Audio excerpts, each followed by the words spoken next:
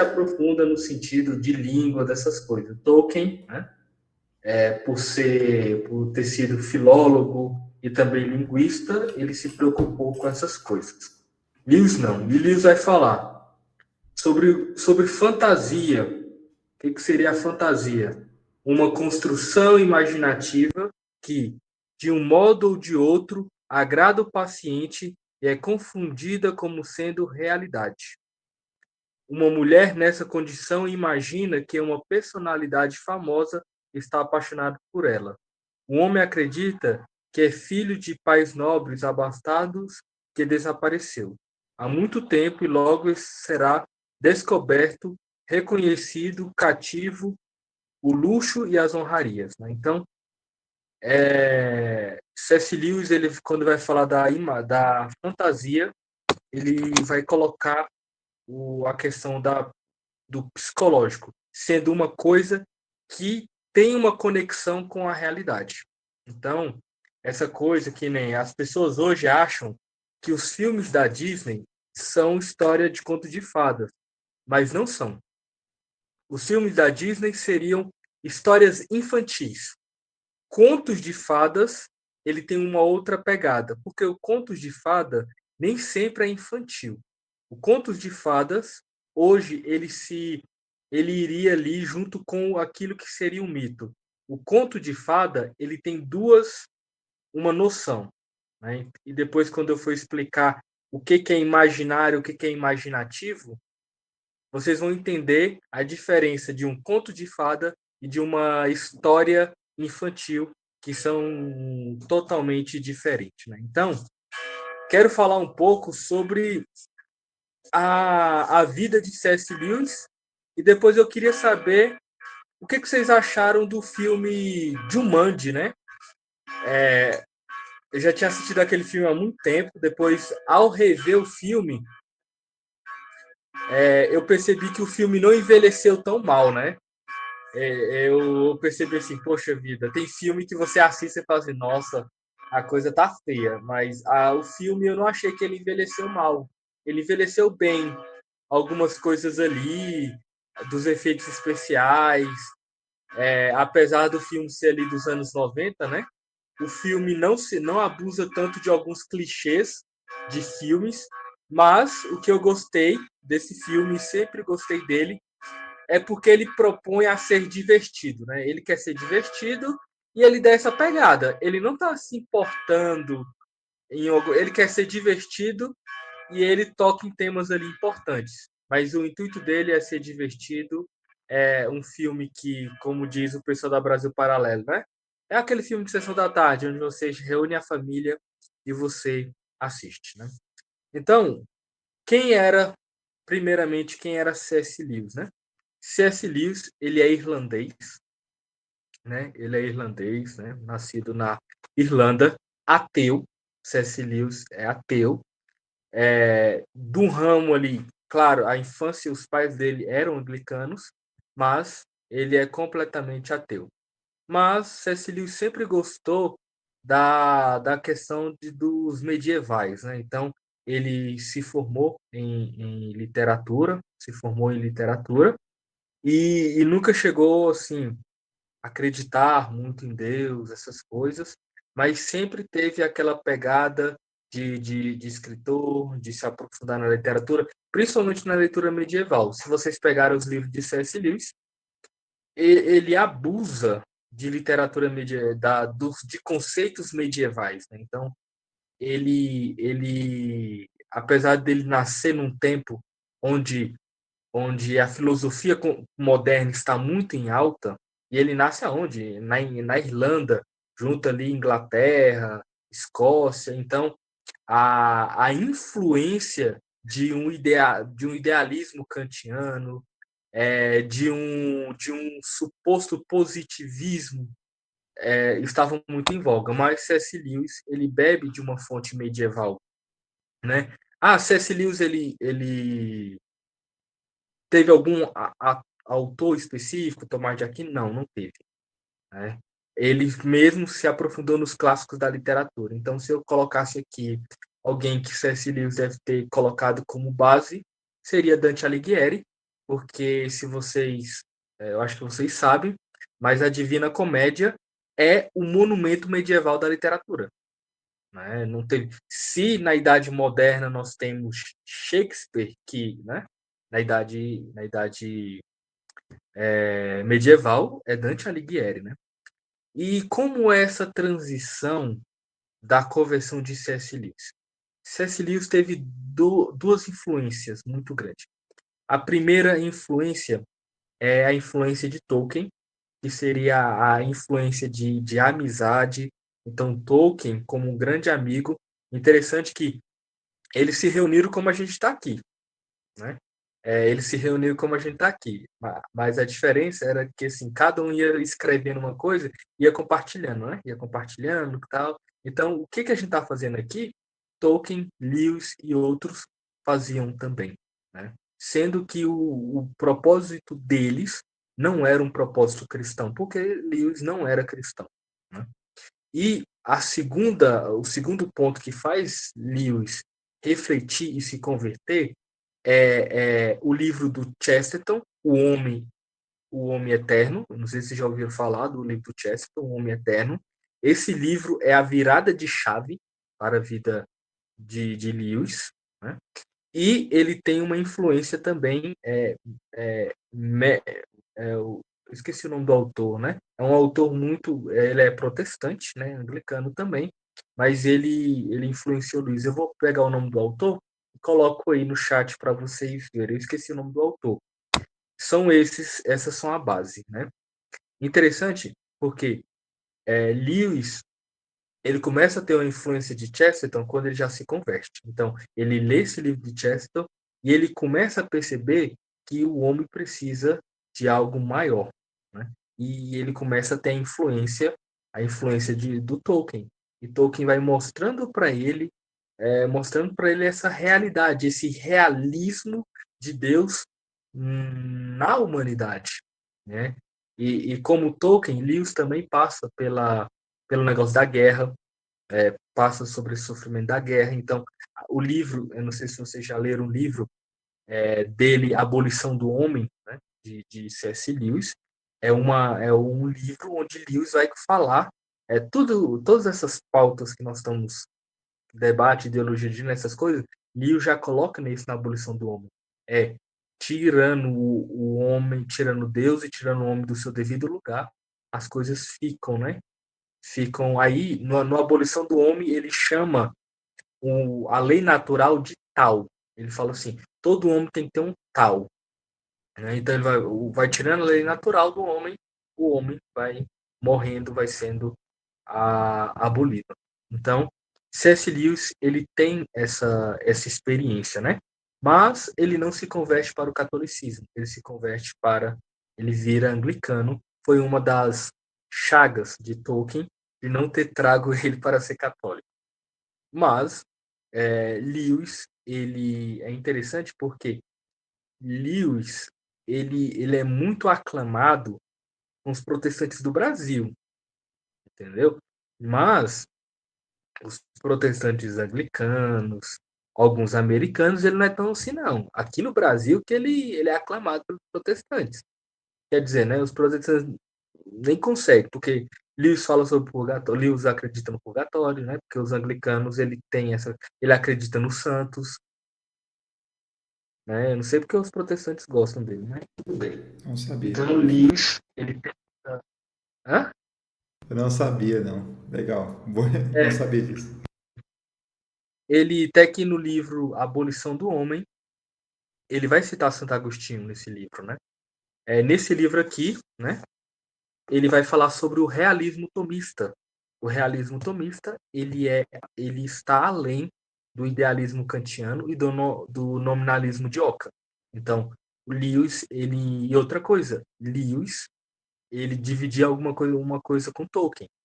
Para ele, a igreja anglicana não deveria ter se separado.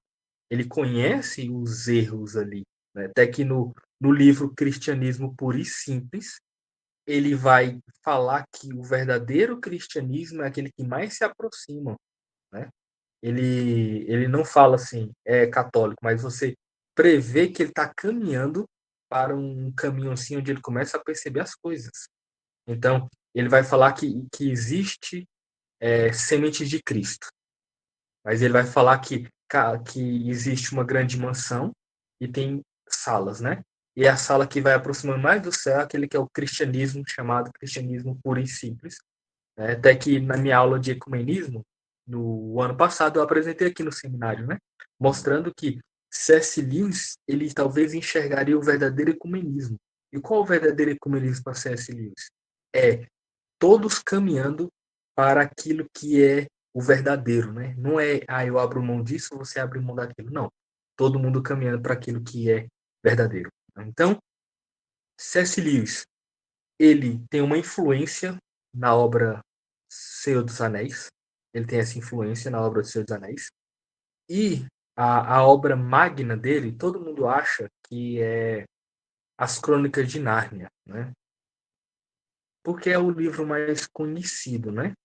Mas se a gente pudesse descrever os três livros, né, que são pilares aqui da vida de C.S. Lewis, seria Carta de O Diabo a Seu Aprendiz, Cristianismo Puro e Simples e Os Quatro Amores. Esses são os três livros importantes para C.S. Lewis, porque você consegue enxergar a maturidade de uma pessoa, né? Porque no cristianismo puro e simples ele vai falar sobre ser cristão, o cristianismo no mundo. Carta de um Diabo ao Seu Aprendiz ele vai falar da realidade da tentação. E nos Quatro Amores ele vai discorrer sobre o amor, né? Os quatro amores, o amor dentro do universo do homem. Né? Então, você percebe, né? E tem um livro dele que eu descobri recentemente.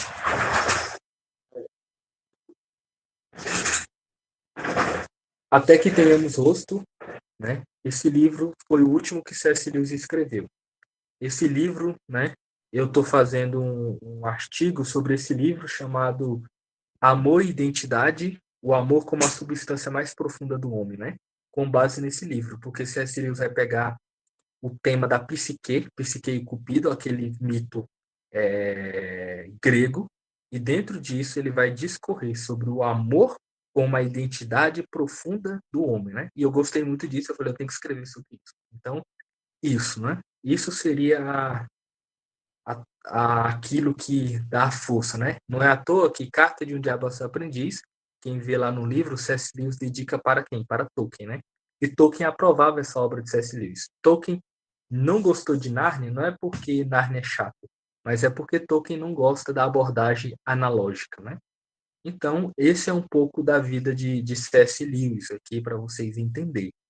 Agora, nós temos que entender sobre um pouco, né, para entrar no contexto de Jumanji, né? Eu não vou falar do livro, né? Espero que vocês tenham gostado, quem terminou, quem não terminou, mas espero que vocês tenham gostado do livro, né? E, o que eu quero colocar aqui para vocês é: vocês conseguem perceber a diferença entre um mundo imaginário e um mundo imaginativo? Se eu falo assim, imaginário e imaginativo, tem diferença para vocês ou seria a mesma coisa?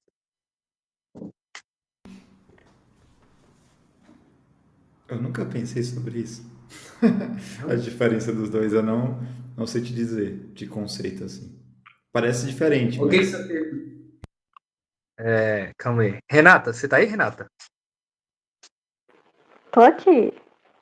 Você já Mas é... teve amigo imaginário? Já? Acho que Já. já.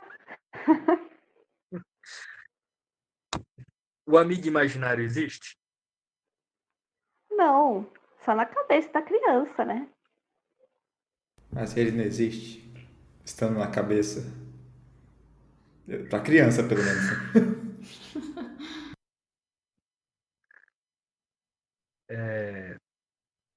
O imaginário, quando falamos de imaginário para Lewis, é uma coisa criada falsamente, entendeu? Ela é criada, mas ela tem uma desconexão com a realidade, entendeu? Vou dar um exemplo. Como se você pergunta com a criança, ela tem um amigo imaginário, né? Tipo assim, ela não consegue, assim, descrevê-lo tão bem, né? Ela fala que tem, é um amigo, é isso. Então, é, o, quando eu falo de um mundo imaginário, eu falo de um mundo que é criado, mas sem conexão com a realidade. Não tem uma conexão com a realidade. Ele é totalmente, né? Ele não é criado de acordo com aquilo que é a nossa realidade.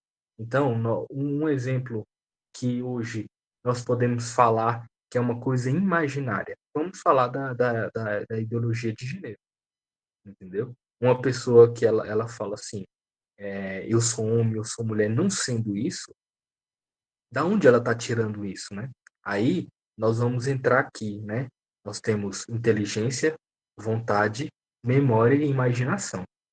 A imaginação é a ponte entre a inteligência e a realidade. Então, aquilo que é a imaginação, ela vai trabalhar com aquilo que você tem na inteligência, aquilo que você aprendeu e aquilo que tem na realidade. Quem já assistiu o Chaves, no dia que o Chaves pinta aquele desenho lá, aí o professor Girafales fala só assim pra ele: que é isso? Ele é uma chara. Como que é o nome do bicho? Uma charifolífula, alguma coisa assim. Mas o que é isso? Não, a charifolífula. Assim, tipo, não tem uma conexão, né? Se eu falo assim, Dani, eu falo assim, Dani, o que é um Pegasus? Você sabe o que é um Pegasus?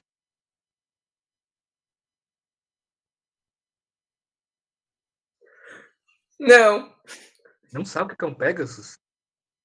É um cavalo alado, um cavalo que tem asas, né? Beleza. Mas cavalo existe na realidade? Existe. Existe. Mas existe um cavalo alado? Não. Mas aí nós vamos entrar naquilo que seria o mundo imaginativo.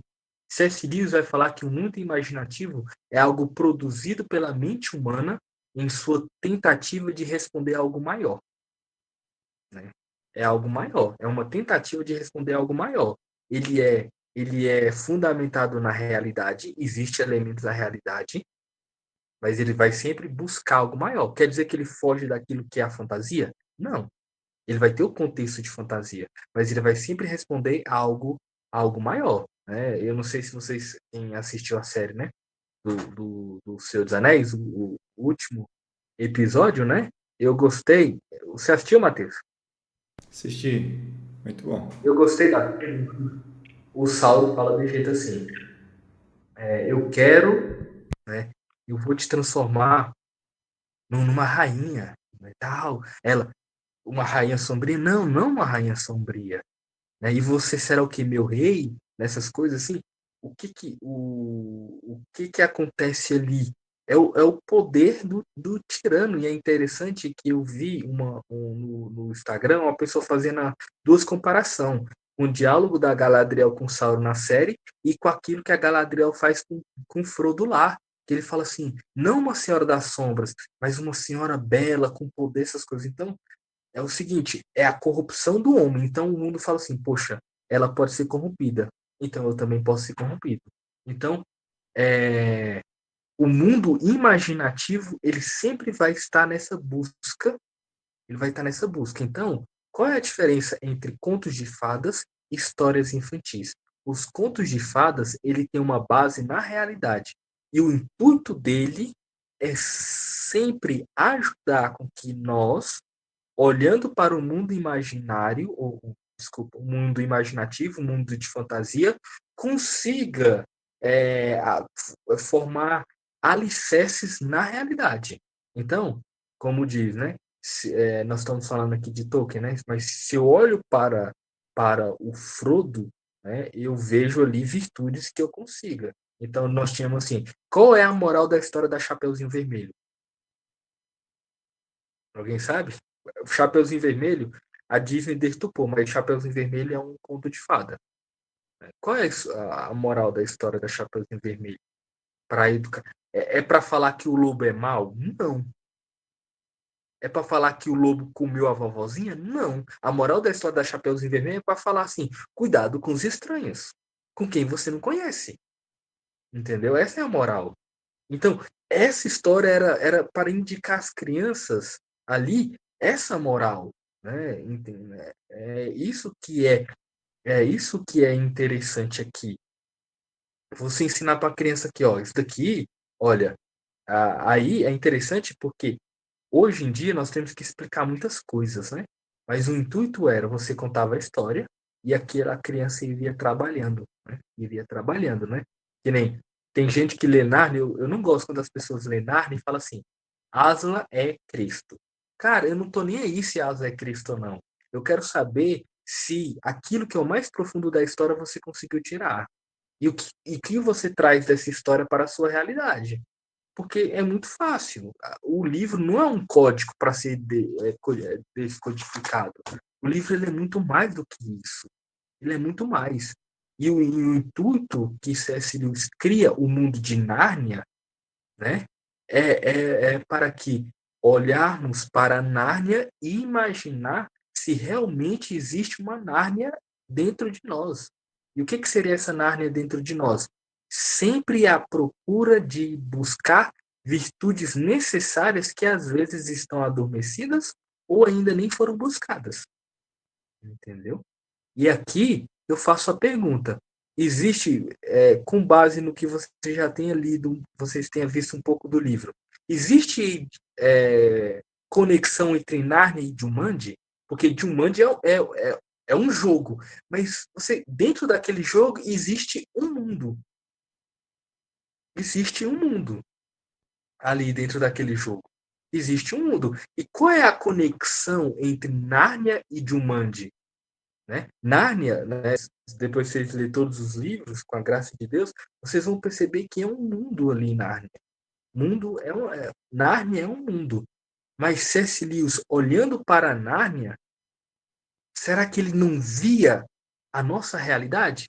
E aqui eu pergunto, né? Olhando para o filme de Jumanji, para aquele jogo, será que nós conseguimos ter o nosso mundo também não seria um mundo de Jumanji, onde que nem a menina fala no início do filme, né? Eu tô muito velha para brincar de jogo de tabuleiro, né?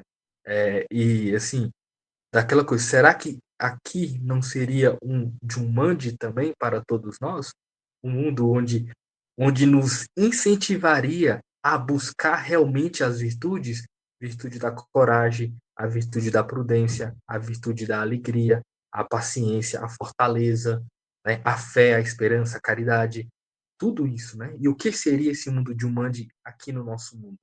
Né? Eu gosto porque o filme, como eu falei, ele é simples, direto e ele quer te divertir, te divertir.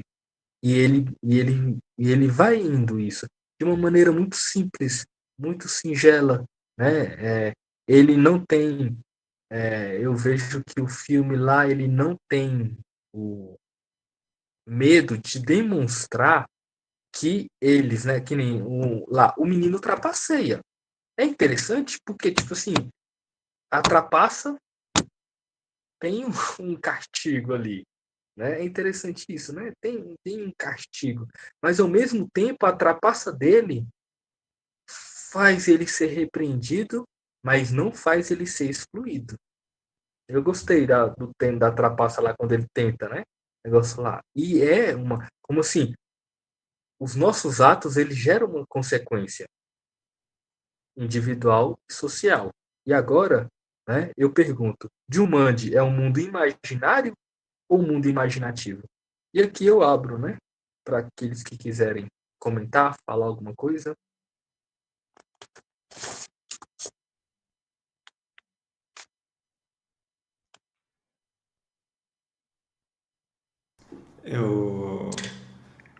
Quando eu olho para Jumanji, realmente tem muito dessa base, né, na nossa vida. Ali você vê que existem muitos desafios, existem frustrações, existem momentos de alegria, de tristeza.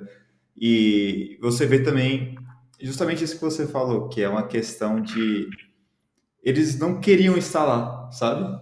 Não é uma escolha deles, assim. E eu achei isso legal, o fato deles estarem buscando um momento de diversão, mas quando está lá, eles não terem escolha de sair, sabe? E isso mostra muito da nossa vida, às vezes, sabe? Eu acho que em muitos momentos a gente busca coisas e nessa busca a gente se encontra em lugares que a gente não gostaria de estar e a gente não tem bem essa escolha. E é bom isso, sabe? Isso não é ruim, porque a gente aprende muita coisa. E você vê o crescimento dos personagens durante o filme. Você vê que todas as experiências de sofrimento, de dificuldade, elas vão mostrando para os personagens como crescer. Então, durante o jogo, eles vão crescendo e vão se tornando pessoas mais maduras, mais confiantes. As virtudes vão crescendo, né? De fato. Então, assim, quando eu olho para o filme, eu vejo que é claro, é um filme de ficção, né? Mas traz essa realidade essas coisas da realidade, sabe? A gente não tem um Jumanji propriamente dito, mas a gente vive num Jumanji realmente, assim. Então, ele é um filme imaginativo aí, né? Tipo, que traz essas questões de uma maneira fantasiosa ali, né? Que a gente consegue absorver. Sim. Quer falar É também? interessante isso, porque que nem, né? Na prévia eu escolhi, né? Um dia você será velho o suficiente para ler conto de fada. Né? E uma coisa que Tolkien falava e Lewis concordava, que conto de fada não é para criança, conto de fadas é para adulto, é para adulto, né?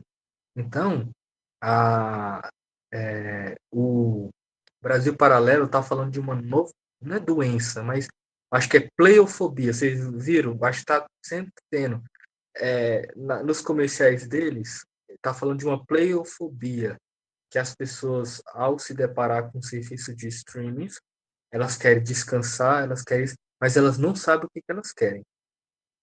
Elas não sabem o que acessar, porque é uma coisa é um ambiente muito vasto, muito grande, e elas não têm essa coisa assim de falar assim, não, quero ver esse filme, ou quero ler esse livro. Elas não têm essa base, por quê? Porque a, a imaginação delas não está caminhando para elas terem uma base sólida, que nem eu, quando paro para assistir, quando eu decido assistir um filme, eu sei porque eu quero assistir aquele filme. Eu sei que eu quero assistir aquele, ou quando alguém me indica assistir algum filme, eu sei que daquele filme, qual o caminho que eu tenho que percorrer para que aquele filme, além de me descansar, me divertir, ele tenha algo mais concreto na minha vida. Né? Primeiro, descansar, divertir, mas tem que ter algo concreto aqui. E quando do mundo de Jumanji, né, é interessante porque, primeiramente, né, nós temos um jovem que sofre bullying, né? Eu gostei do pessoal da Brasil Paralelo que ele fala assim, é engraçado, porque ele não é preto. Não, ele é um menino branco rico que sofre bullying, ele apanha. Ele apanha dessas coisas, ele tem problemas com o pai. Na verdade, ele gosta daquela menina, mas o que eu gostei é porque em nenhum momento existe uma perversão ali entre os dois. Até então, eles brincavam na varanda dela. Tipo, não tinha aquela noção assim, parece que ela é mais velha que ele, quando eles são pequenos, né? Que ela é maior, assim. Então, existe aquela coisa assim, que ele queria brincar com ela, eles eram simplesmente amigos ali, né? Então, o filme, né, ele não dá coisas desnecessárias para nós. Ela poderia muito bem ir lá, dar um beijo nele, mas não, crianças, né? E o que que eles vão fazer? Vão jogar um jogo, né? E eu não sei se vocês perceberam, mas o pai dele e o caçador é o mesmo ator, né? Vocês perceberam? Será que não tem uma conexão dessa fuga dele com o pai?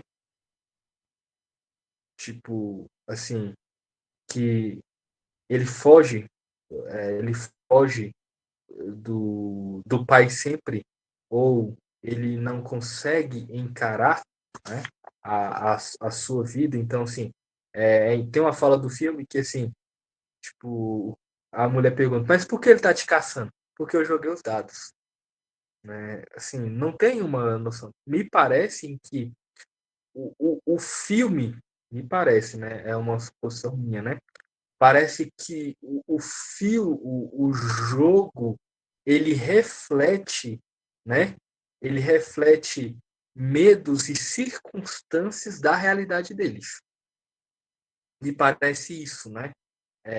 A hora tipo, na hora do leão, a hora da chuva, da aranha, tudo isso. Me parece que o filme vai refletindo uma realidade dentro deles. Um exemplo, né? Aquela menina lá, ela sempre mentia dos pais, né? Os pais eram uma coisa, nossos pais é isso. E me parece que as coisas, cada coisa, cada vez que joga os dados e vai entrando uma charadinha e aparece uma coisa, é sempre ligado com a realidade deles. É sempre ligado com essa realidade deles e como eles vão enfrentar aquilo. Como eles vão enfrentar aquilo, né? Como eles vão enfrentar, como eles vão saber lidar com aquilo e ao mesmo tempo eles têm que tem aquela coisa, né, de proteger a cidade, tudo isso. Mas como eles lidam com esses problemas, né? Me parece que o filme coloca que os problemas que eles têm, a morte dos pais, essas coisas não podem ser superadas e parece que jogam outros problemas para que eles consigam balancear ali, né? Até que ele entra dentro do jogo, sai e depois volta mais velho e percebe que os pais morreram e ali ele percebe o amor dos pais, né? Percebe o amor do pai, né? Quando ele vai lá e o cara fala que ele gastou, né? O pai gastou toda a fortuna dele para tentar achar o filho e alguns achar que ele matou o filho, essas coisas, né? Então, me parece que o filme ele trata assim de que as resoluções dos problemas dependem de nós mesmo, né? Não com mentiras, não, mas depende de nós a resolução desses problemas, né? Isso me lembra uma coisa que o Olavo de Carvalho falou, que está todo mundo postando aí, né? Que ele falou assim, gente, isso não tem nada a ver com política, isso não tem nada a ver com política. Isso tem a ver com como está sendo a preparação das pessoas, a preparação intelectual, tudo isso, entende? Mas eu deixo aberto aí. Então,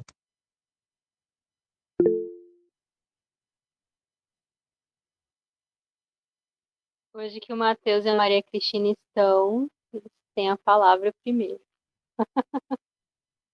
Já falei muito aqui. Pode falar. A gente, desculpa, eu tava, enfim, tava a caminho de casa, tava na igreja. Demorei, me atrasei, tá, carregou. prontinho. Eu não vi tudo que o Rodrigo falou, né? Então eu não posso ficar falando muito aqui que eu não sei o fio, né, da condução dele. É um filme que eu gosto bastante, assim, né? Que traz toda essa questão da família e o terror, porque ele é um filme, assim, infantil, eu vi ele muitas vezes quando era criança, várias vezes. Só que tem aquela coisa, assim, aquele clima quando ele entra lá no jogo, você fica com aquele medo junto com o personagem, né? É uma leitura bem diferente do que tem agora, porque eu li agora, assim, tem umas coisas que eu achei mais ou menos legais, mas no fundo é muito cheio de ideologia, né? Então, estragou muito da essência do que é o jogo. Achei que se eles tivessem até pegado uma parte mais sombria, teria ficado bem melhor. Mas tem uma coisa que aconteceu no filme, que eu acho que tem muito a ver, pelo menos o que talvez vocês estejam passando, mas é algo que eu me veio aqui agora e todos falavam, né? Então, eu acho mais que necessário dizer que quando o Alan some lá no jogo, ele desaparece e acontece toda aquela tragédia, né? Aquela menina, ela fica sendo vista como a louca da cidade. Porque tem uma coisa que acontece lá que o Olavo explica, muito interessante sobre a formação da personalidade, e a percepção filosófica vem do nosso encontro com a realidade, porque a realidade se impõe, a verdade se impõe. ela existe, né? Ela está diante de nós.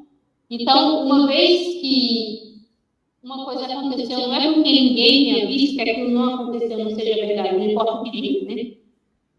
E foi exatamente o que aconteceu com ela. Então, ela passou todos aqueles anos, apesar de várias coisas, né? Coisas totalmente pejorativas, por ter sido a única testemunha de uma coisa que ela viu, mas isso, às vezes, deixou ela um pouco maluca, no sentido dela começar a acreditar numa mentira para convencer a ela mesma de que ela não estava sozinha naquilo. Porque foi uma coisa bem ilhada, né? Você pensar assim, todos os anos, ela nunca fez sentido com o menino, aí você fala que tá no tabuleiro, os pais não desapareceram. Então, uma loucura. Só que ela estava dentro da verdade. E trazer ela de volta, mesmo com todos os traumas, fez ela entender quem ela realmente era, porque ela estava com medo de testemunhar a verdade. Ela estava com medo de continuar reafirmando uma coisa só porque outras pessoas não viram aquilo ou tinham outra percepção, porque elas não tinham totalidade dos fatos, dos acontecimentos. E isso é bem interessante na aula que o Olavo fala, porque ele fala exatamente isso. Não é porque uma coisa aconteceu que ninguém mais viu que aquela coisa não é real. A realidade está diante de Deus que se impõe. Então, independente do que aconteça, a gente não pode dizer que a verdade não está aí, né? Manter firme, porque é esse testemunho que faz nossa personalidade ser o que ela é. Mesmo que as pessoas sejam confusas ou que elas digam muitas coisas das quais elas não compreendem, não têm a totalidade, estão sendo influenciadas por outras informações, o que importa é o que a gente viu e que a gente sabe que é verdade, né? E Cristo está aí do outro lado, então tem uma recompensa no momento que ela aceita essa situação e ele retorna e ela entende que ela deve assumir o papel dela de ter vivido aquela situação com ele, porque aconteceu de verdade. Não foi uma coisa da cabeça dela. Então, apesar dos perigos que eles passam nas aventuras e tem todo aquele transporte do mundo, e é interessante porque as pessoas também que não acreditavam começaram a participar de todos os perigos e acontecimentos que tinham dentro dos jogos, né? E é porque eles conseguem reaver, né? Conseguem superar a situação e voltar para o jogo e terminar a aventura de uma forma feliz. Mas estando na verdade, né? Assim, dispostos a entregar a vida naquilo ali.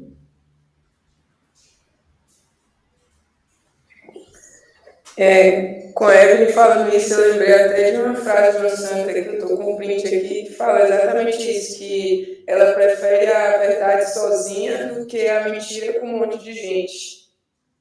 Deu muito na cabeça essa frase. Exatamente. E como o Rodrigo disse, nós somos cristãos, né? Então, é um costume, eu estava bem quando ele falou isso, devemos estar habituados a estarmos sozinhos muitas vezes, por defender a Cristo, né? Por defender a verdade. Como você sai um tempo, eu falei sobre a vida de C.S. Lewis e eu peguei dois conceitos, né? Mundo imaginativo e mundo imaginário, né? O mundo imaginativo como aquela realidade do conto de fada, onde busca elementos da realidade dentro do mundo dos contos de fadas para corresponder às necessidades, e o mundo imaginário como aquele que é criado falsamente. C.S. Lewis distingue, né, essas duas questões, né? Aí eu falava da criação de Nárnia. Por que criar Nárnia? E se teria alguma relação entre Jumanji e Nárnia? Porque Jumanji, o jogo é Jumanji, mas dentro do jogo existe um mundo ali, né? E se realmente nosso mundo, porque quando o Lewis escreve Nárnia, tem até uma biografia de C.S. Lewis que chama Do Ateísmo às Terras de Nárnia, como se Nárnia fosse muito mais, né? Nárnia é aqui, né? É aqui, como se e olhando para o filme de Jumanji, como se Jumanji fosse aqui, né? Jumanji fosse aqui com todos. Eu nunca assisti a nova versão, porque eu achei no trailer aquela coisa muito estranha de um videogame, né? Mas tudo bem, mas como se Jumanji fosse aqui. E que eu achei interessante é o seguinte: E aqui eu já falo para vocês que para o nosso momento, né, para discutir o livro, eu elaborei algumas perguntas e passei para a Dani fez um postzinho e hoje nós iremos postar. E são algumas perguntas referentes à leitura e que eu gostaria que vocês buscassem respondê-las, né, com vocês. E aqui eu faço uma pergunta que é a respeito dos dados, porque é jogado os dados. Se esse jogo de dados que eles estão jogando os dados ali, isso realmente seria uma apologia à sorte, àquela coisa de destino, ou realmente nós teríamos traços da providência aqui, né? Porque o filme ele é resolvido de forma muito simples. Assim, ele é resolvido de forma muito simples. Assim, você tem que tratar o mundo para chegar ali. Um tenta resolver da forma mais fácil, que é o menino, né? E ao resolver da forma mais fácil, eu não encaro aquilo como punição, mas é uma consequência de ter trapaceado, né? Que até aqui começa a virar um macaquinho. Mas o jogo do dado ali me parece não só mera sorte, mas me parece que realmente mostra aquilo que é a providência. Porque as pessoas confundem, quando fala de lei eterna, todo mundo dá a lei eterna, é a lei, né, de Deus. Né? E o que é a providência, senão a concretização dessa lei eterna? Eu falo para as pessoas, né, eu falo assim, gente, a providência agiu na vida de Zaqueu. Aí as pessoas, como? Falei, o simples fato da salvação ter encontrado ele já é a providência. Porque a providência, ela age em nós, não meramente de formas materiais, mas ela age também através de uma cura espiritual, através de quando Deus nos perdoa. A confissão é um sinal da providência. E aqui, ao jogar aqueles dados, ao ir naquele jogo, eles se lançam na providência, porque ele joga os dados. Então eles se lançam, né, na providência, que não existe atalhos, né, na nossa vida. Tem Javier Zubiri, que é um filósofo espanhol, e vai falar: a realidade tem uma força de imposição sobre nós. Quer dizer assim, que diante da realidade não existe atalhos. Não existe. E a providência, ela não é um atalho para a realidade. A providência, ela é como se fosse um carro para eu andar na realidade. Entendeu? É como se fosse um carro. Né? Quer dizer que eu ando um pouco mais rápido, mas quer dizer que eu continuo mais rápido. Então, assim, eu gostei do filme porque eu fiz uma das perguntas, mas não vou falar a pergunta, mas sobre essa questão, porque o filme ele trabalha com magia, o filme trabalha com todas essas coisas, né? E nós temos que tomar um pouco de cuidado, porque existe uma diferença entre a magia que nós vemos na obra do Harry Potter, né? Eu já li Harry Potter, né? E existe uma magia diferente que a gente vê em Jumanji, em Senhor dos Anéis e em Crônicas de Narnia. As magias são diferentes.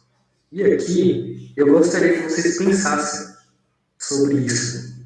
Né? Já que vocês estão lendo as Crônicas de Narnia, o Matheus já leu os Senhor dos Anéis, não sei se já assistiram Harry Potter, mas que vocês consigam perceber a diferença dessas magias. Ah, mas tudo é mágica. Existe uma diferença, porque cada autor trabalha a magia de uma maneira diferente. Mas, dessas magias que eu citei, uma destoa e as outras têm algo em comum. Elas vão mostrando, né? Porque é uma sutileza do filme, não sei se vocês perceberam, uma sutileza do filme. Que existe a magia, o jogo é um jogo mágico, né? É um jogo mágico, mas me parece que não é sorte, mas que a providência sabe, mas como a providência se manifesta. Aí eu deixo para que vocês para que vocês pensem, né, sobre isso, porque senão eu vou dar muitas respostas aqui. e nós temos que caminhar, né? E espero que vocês consigam fazer a comparação entre o mundo de Nárnia e o mundo de Jumanji, né? Seria muito bom se Jumanji tivesse um livro, né? Porque daria para explorar, né, todo esse universo, né? Infelizmente, não fizeram um outro filme, né? Tem um filme que é também parecido, mas é uma aventura espacial. Eu nunca assisti também, mas parece uma Sakura. É esse mesmo. Né? Eu já vi. Então, gente, nós fizemos esse caminho, né? Fizemos esse caminho em conhecer um pouco da vida do C.S. Lewis. Nós não vamos adentrar no livro, porque o livro tem muitas coisas para ser explorado, apesar de ser um livro pequeno, né? Tem muitas coisas para ser exploradas, mas eu queria que vocês tivessem essa introdução de imaginativo, imaginário, né? O Lewis que escreve, que nem eu falei, né, as Crônicas de Nárnia não é o principal de Lewis, apesar de ser mais conhecido, mas os pilares são, como eu falei, Cristianismo Puro e Simples, Carta de um Diabo ao Seu Aprendiz e Os Quatro Amores. Né? Tem gente que pode, mas entre aqueles que gostam de Lewis e que entendem de Lewis, esses são os livros assim porque manifestam mais a maturidade de Lewis, né? Maturidade de Lewis, né? Até que se depois que vocês lerem o livro que nós lemos agora, O Sobrinho do Mago, ele já é diferente. A noção de Lewis ali, para mim é um livro muito bom porque já tem Lewis, ele já tem uma maturidade de cristão, né? Ele não é mais aquele jovem recém-convertido. Então, se você pegar o Sobrinho do Mago e o Leão, a Feiticeira do Guarda-Roupa, você vai ver que existe uma diferença, né? Deus, né? A diferença ali, porque nós vemos a maturidade do autor dos seus escritos, né? Como ele vê, como ele enxerga a realidade. E Nárnia é isso. Nárnia é a busca, né? Que Lewis tentou para expressar aquilo que estava dentro do coração dele, que é essa experiência com Deus, né? E a pergunta que ele faz quando perguntam para ele por que ele cria Nárnia, ele fala assim: se Jesus tivesse se encarnado em um país como Nárnia, como ele se apresentaria, né? Aí por isso nós temos o leão, né? Nós temos o leão, mas essa é o grande pegada, né? Aí, uma curiosidade. Se criando O Senhor dos Anéis, o Hobbit, Tolkien, né, escreve no buraco no chão havia um Hobbit, Lewis, ao escrever Crônica de Nárnia, sabe o que ele vê? Ele vê um fauno com um guarda-chuva perto de um lampião. Ele é um fauno, né? Que se representa a obra de Tolkien, né? A frase, né? Num buraco no chão havia um hobbit. Nas Crônicas de Nárnia, o que refere às Crônicas de Nárnia é Lewis vê um fauno com guarda-chuva num lampião. Né? Então, pode falar. Né? Não, você perguntar no caso, me parece, eu não sei, porque como o Tolkien estudava muito mais medievalismo, né? Me parece que Lewis pegou mais coisas da mitologia grega, né? Lewis bebeu mais desse imaginário, como é que eu falo, dessa mitologia, né? Dessas histórias, para poder enriquecer a sua história. Porque eu vejo que a influência de Tolkien, apesar de algumas coisas semelhantes, ele puxa para outro tipo de mitologia, uma coisa diferente. E o Lewis parece pegar coisa mais clássica. Assim. Sim, que nem eu falava, né? Tolkien, ele cria uma língua e nessa língua ele cria os personagens para falar essa língua. Ele vai criar. Lewis não. Lewis é diferente. Lewis cria um mundo e cria personagens para habitar esse mundo. É como se Nárnia fosse assim, uma sombra do que seria o nosso mundo para Lewis, né? Lewis, apesar de ser também ser um medievalista, né? Mas Lewis ele vai beber daquilo que está ao redor dele, né? Que é a cultura celta, a cultura nórdica, também a cultura grega. Apesar de que Tolkien é céltica, a cultura celta, nórdica, e tem outra cultura que eu não me recordo. Mas Lewis ele bebe, né? Então Lewis ele vai beber da cultura judaico-cristã, da cultura grega, da nórdica e da celta, sendo que a grega e a cristã estão juntas. Primeiro, por que estão juntas? A gente tem que entender que Lewis é protestante anglicano, entendeu? E as crônicas de Nárnia refletem a maneira como que ele pensava, entendeu? Tolkien não. Tolkien, ele não cria uma obra, assim, uma obra que fala assim, a Bíblia fantasia do cristão. Não. Ele cria. Lewis não. Lewis, ele faz uma analogia. O intuito do Lewis é educar através da analogia. Ele educa através da analogia. Tolkien ele não quer educar. Tolkien ele quer abrir. Ele quer abrir, né? Eu costumo dizer que seria desse jeito assim. Nós temos Platão e Aristóteles, né? Eu diria que Lewis está mais para o lado do platonismo e Tolkien mais para o lado do aristotelismo, né? Eu diria isso, porque Lewis ele sempre é um mundo e o outro mundo. Tolkien não, existe esse mundo. Até que para Tolkien, o mundo dos Seus Anéis é um mundo pré-cristão. É como se existisse o mundo dos Seus Anéis. Como se existisse esse olha, opa, existe um mundo aqui. Até que ele conta como o mundo separou assim. Então, ele cria, né? O intuito dele é falar assim, opa, existe um mundo pré-cristão, dessas coisas, né? Então, Lewis não, né? Mas é também um pensamento dos protestantes anglicanos, né? Que até que muitos não gostam dos protestantes, né? Não gostam. Que nem eu falei para os meninos, eu falei assim, Lewis é unanimidade aqui no Brasil. Fora não é tanto assim, não. Tipo, tô falando entre os protestantes, né? Aqui no Brasil ele mas fora não é tanto, não. Porque, se vocês não sabem, os protestantes eles têm um pé atrás com esse tipo de literatura. Quem nunca viu algum protestante, que é protestante mesmo, lê Harry Potter? Já viu aquele memezinho da menina lá, do Reels lá? Rebola, não posso, porque eu sou crente. Desse jeito. Já viu, né? Desse jeito.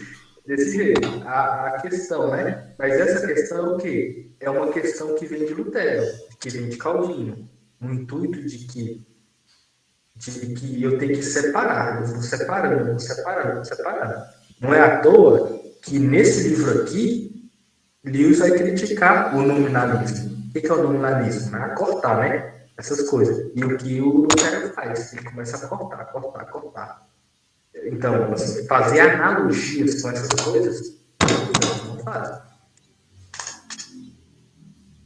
Assim, é difícil, eles não fazem. É uma, assim, graças a Deus que nós da Igreja Católica está errado, não, né? Mas eles não fazem. Só pide. Então, só assim, entendeu? Não fazem, né? E eu tenho medo que isso entre no meio católico. Né? Graças a Deus que nós temos. Eu assisti aquele documentário da Pietra. Bartolucci? Isso. Ela era protestante. Ela era ateia, foi protestante. E o que faz ela se converter para o catolicismo é porque ela conversa com Guilherme Freire e com Raça. E ela fala assim, como esses homens inteligentes são católicos. Aí ela começa a falar, opa, tem alguma coisa aqui na Igreja Católica. Né? E eu não estou falando que os protestantes são burros, não, mas eu estou dizendo que eles separam, entendeu? Eles separam. Assim, para eles. Ele Eles que fala a não. verdade, Rodrigo. Hã? Ele que fala bem a verdade. Eu conheci há uns anos atrás um protestante. E ele, assim, era até bem, vamos dizer assim, bem intencionado, tinha um fervor, assim, queria estudar. Só que quando a gente começava a falar de Aristóteles, do sacramento, essas coisas, aí já ficava com raiva, falava, não, porque isso não precisa, vocês estão usando a filosofia de forma errada, a filosofia é perigosa, afasta a gente de Deus, blá, blá, blá. É uma conversa de doido, né? Como 90% das conversas hoje. Aí eu senti que eles estavam muito pacientes. É porque a gente tem argumento, mas a pessoa tem que saber essa verdade. Como a gente estava conversando no sábado, né? Aquele dia, a pessoa tem que saber essa verdade. Então, se não tá, não adianta ficar falando, sabe? Então, Só reza. gente,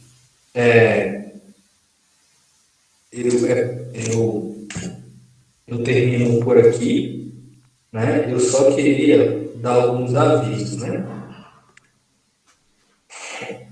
Bem provável que o nosso encontro do dia 5 terá que ser remarcado, entendeu? Eu só queria que o Matheus confirmasse isso, né? Sim. Sim, né? Provavelmente. Vou fazer assim, Matheus. Acho que é bom, a gente pode remarcar, não tem problema, né? Aí a gente remarcaria para o dia 15, que seria feriado, proclamação da República. Não sei se vocês concordam, né? Seria para o dia 15, né? Que seria uma semana depois, né? Uma semana depois, né? Para o dia 15 e outra coisa, né? No dia. Olha a câmera aqui. No dia 10 de dezembro, eu gostaria de fazer uma manhã de recolhimento na minha paróquia de origem, né? Seria uma manhã para que a gente conversasse sobre um tema espiritual, fizesse um momento de mesmo de recolhimento, de oração, essas coisas, que seria na minha paróquia de origem, né? Seria na parte da manhã, seria na parte da manhã, lá na Riqueira. A Renatinha ia na missa da Eucaristia, ela vai nos ajudar, né, Renata? Então, são essas duas datas, né? E dia 10 é sábado. E a Dani falou de um Almariano, não foi, Dani? Então, que poderia ser em janeiro, né? Isso, né? E outra coisa, né? Nós iremos mudar algumas coisas, né? Em dezembro, eu já estou trabalhando numa lista de livros e nós já vamos deixar os livros pré-estabelecidos já. Vai ser assim, cada mês vai ser esses livros, não vai ter mais surpresa não. Acho que trabalhar assim é melhor. Você já sabe quais são os livros, se você já quiser comprar os livros, né? Então, eu vou montar um modelo, mando para vocês, se vocês aprovarem, ou se vocês quiserem dar sugestão de livros, vocês mandam, né? Eu já estou com uma lista aí de 20 livros, mas aí eu tenho que diminuir essa lista de 20 livros. É porque tem muito livro bom, gente, é difícil demais. Mas eu estava conversando com o padre, né? E ele falou assim: Nossa, vocês estão bem, porque julho, agosto, setembro, outubro já são 4 livros, né? Em um semestre vocês vão ler 5 livros em um semestre, né? Isso quer dizer, é uma iniciativa muito boa, né? O padre falando, né? Falei, padre, vamos rezar aí para que continue. Então, são essas datas. Então, nós podemos marcar no dia 15 de novembro, né? E no dia 10 de dezembro, né? Aí, o horário eu vou estabelecer certinho. Lá eu vou conversar com o padre da minha paróquia de origem, e vou estabelecer tudo certinho. Eu pensei a gente fazer um café da manhã lá, cada um leva uma coisinha, a gente toma um café junto, conversa, eu apresento a paróquia, apresento o padre, aí a gente tem um momento de meditação, é estilo Opus Dei, não liga não, mas vai ser um momento de meditação, e depois intervalo, adoração ao Santíssimo, bênção do Santíssimo, né? e assim por diante, né? Iremos terminar antes das 11, né? É uma coisa assim, mais uma manhã para a gente estar junto e rezar, né? No dia 10 de dezembro, né? Seria por volta das 8h30, 9 horas até 11 horas, no máximo. Tá bom? Certo. Acho que a gente pode combinar o dia certinho no grupo, porque eu acho que dia 15 a gente não vai conseguir ir também. Então acho que a gente pode conversar lá melhor para a gente encontrar um dia. Tá bom. Pode ser? Vocês podem no final de semana depois do dia 15? Isso dá. Não, dia 15 é uma terça, né? É, dia 15 é uma terça-feira. Mas a gente pode Aí, os outros dias. No sábado anterior do dia 15. Sim, sim. A não ser que No sábado a gente consegue. esse Rodrigo pode decidir. Mas Você consegue, Rodrigo, no sábado? É dia 13, né? 12? Dia 12. É, dia 12. Eu vou olhar, porque na minha memória tem um compromisso dia 12, eu só tenho que saber que hora. beleza. Tá Pode bom. ser dia 12 ou no dia 19 também, se vocês quiserem. Que é o seguinte, né? Eu não sei, a gente pode conversar lá. Vocês estão convidados para o retiro. Eu vou aqui tomar o espaço do Rodrigo, pedir permissão aqui, para dar alguns avisos para vocês que eu passei sobre aqueles grupos, né, de interesse em comum. Que já sabem do que se trata. Se vocês quiserem procurar, vocês vão conseguir entrar lá no link. Eu vou mandar o link para vocês, porque já estão formando alguns grupos em relação a cada cidade. E acho que vai para frente em relação aos estudos, né? Tem muita gente também da parte espiritual querendo montar grupo de oração, essas coisas. Aí, se vocês tiverem interesse em alguma coisa, eu apresentei também um projeto aqui do Veritas, né? Sentido assim do que a gente já faz aqui. Se alguém tiver interesse em fazer algo igual, eu estou sondando primeiro para ver como é que vai funcionar esses grupos, né? Mas de qualquer forma, mandei para vocês, que eu achei que vocês poderiam, né, poder também tirar algum proveito disso. E o retiro também, estão convidados 25, 26, 27 de novembro. Para a gente rezar junto, quem puder ir, vai ser muito bom. É isso. Obrigada, meu filho. De nada, assim, agradeço a todos vocês, a Renata, a Dani, ao Matheus, a sua esposa não está aí, né? Ela saiu, né? Ela teve que sair. A Marina também. Muito obrigado, gente, né? Mandei um abraço também para o Fidel, né? E Deus abençoe todos vocês, né? Estamos juntos aí. Logo após, eu mando as perguntas lá. Fique tranquilo, são perguntas simples, são perguntas para reflexão. Não é vestibular, não se preocupe. Tá bom? Então, vamos rezar para que a gente possa encerrar, né? E bom dia dos finados, né? Não esqueça de rezar pelas almas do purgatório. Tá bem? Então, o Senhor esteja convosco, Ele está no meio de nós. Pela intercessão de Nossa Senhora Sede da Sabedoria, desça sobre vós a bênção do Deus Todo-Poderoso, Pai, Filho e Espírito Santo. Amém. Então, tenham uma boa noite, um bom feriado para vocês, descansem, rezem e se divirtam. Amém. Até mais, gente. Amém.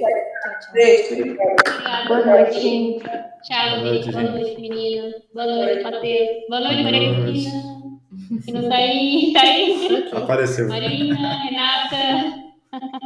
Boa noite, Boa gente. noite, gente. Tchau. Tchau. Tchau.